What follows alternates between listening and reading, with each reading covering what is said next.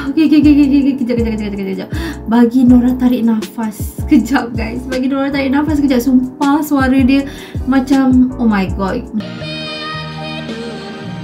Wow.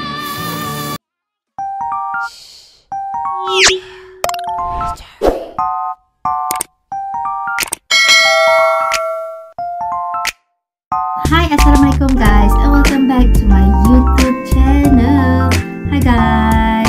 Okay guys, so seperti biasa buat kalian semua yang menonton video Nora ini, Nora sentiasa doakan agar kalian semua sentiasa diberikan kesihatan tubuh badan yang sihat dan sentiasa dipermudahkan segala kehidupan saya dan kita, insya-Allah.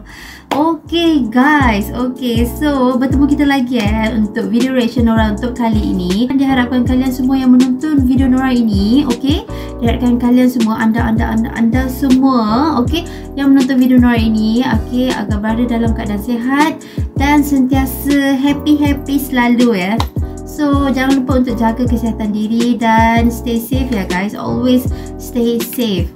Okay. So untuk video reaction Nora kali ini, Nora nak react satu lagu daripada Reza kita guys. Okay, daripada Reza kita. So sebelum ni Nora pernah buat reaction lagu Reza, iaitu Putus Terpaksa dia, yang di cover lagu Zana Zain sebelum ni kan.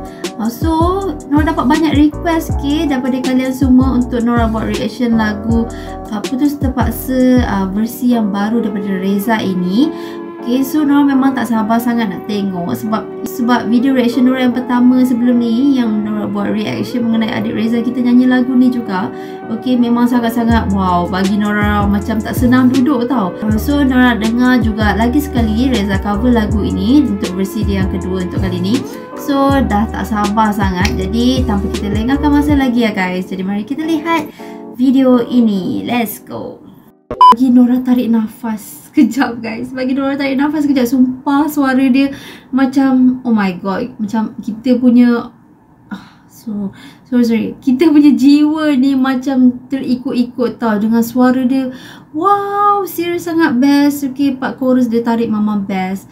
Okay, so jom kita sambung dulu.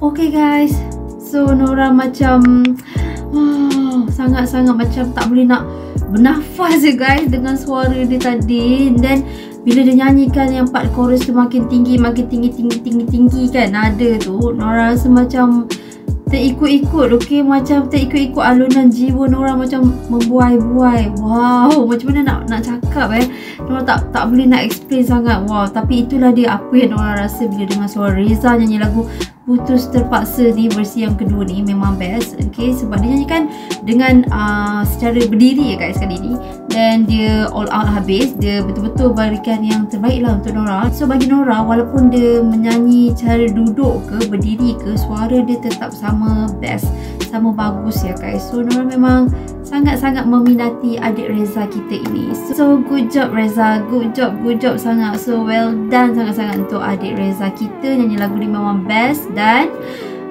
memang kita yang kat Malaysia ni dengar pun macam wow, boleh tahan juga. Okay, suara adik Reza kita ni memang tak kalah ya guys. Okay, memang best sangat.